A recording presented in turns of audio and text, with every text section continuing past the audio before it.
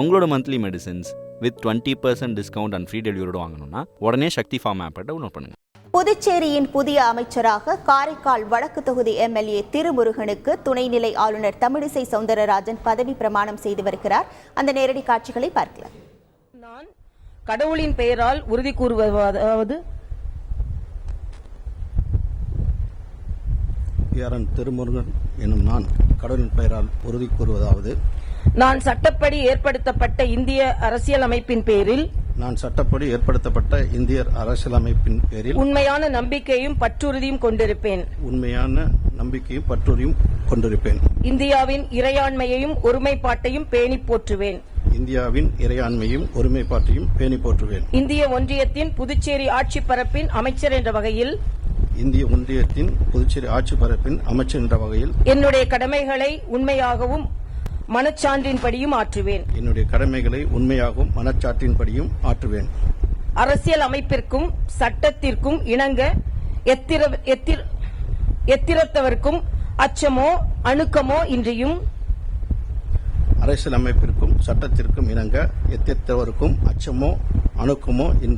விருப்போ வெறுப்போ இன்றியும் முறை வழங்குவேன்.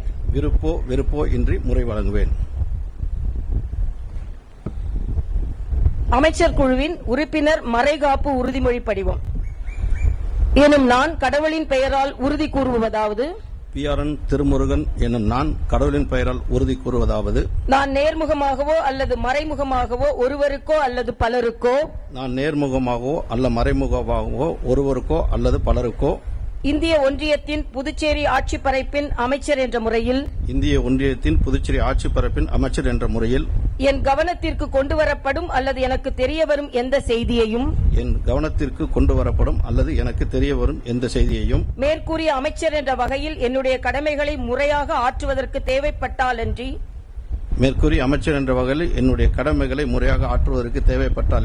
தெரிவிக்கவோ அல்லது வெளிப்படுத்தவோ மாட்டேன்.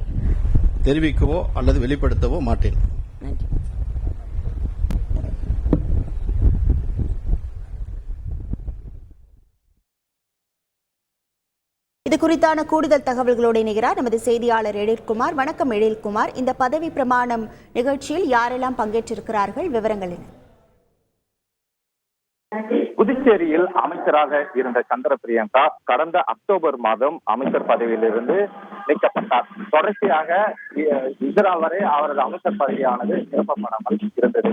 இதனிடையே காரைக்கால் தொகுதியின் வடக்கு தொகுதியின் சட்டமன்ற உறுப்பினரான திருமுருகனுக்கு தற்போது அந்த அமைச்சர் பதவியானது வழங்கப்பட்டுள்ளது. சட்டமன்ற உறுப்பினரான திருமுருகன் சற்று முன்பாக புதுச்சேரி ஆளுநர் மாளிகையில் பதவி பிரமாணமும் ரகசிய காப்பு பிரமாணமும் எடுத்துக்கொண்டார்.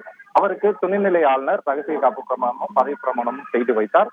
தற்போது இந்த பதவியேற்பு விழாவில் முதலமைச்சர்கள், அமைச்சர்கள், சபாநாயகர் உள்ளிட்ட பல்வேறு அரசு துறை அதிகாரிகள், உயர் அதிகாரிகள் பங்கேற்றுள்ளனர்.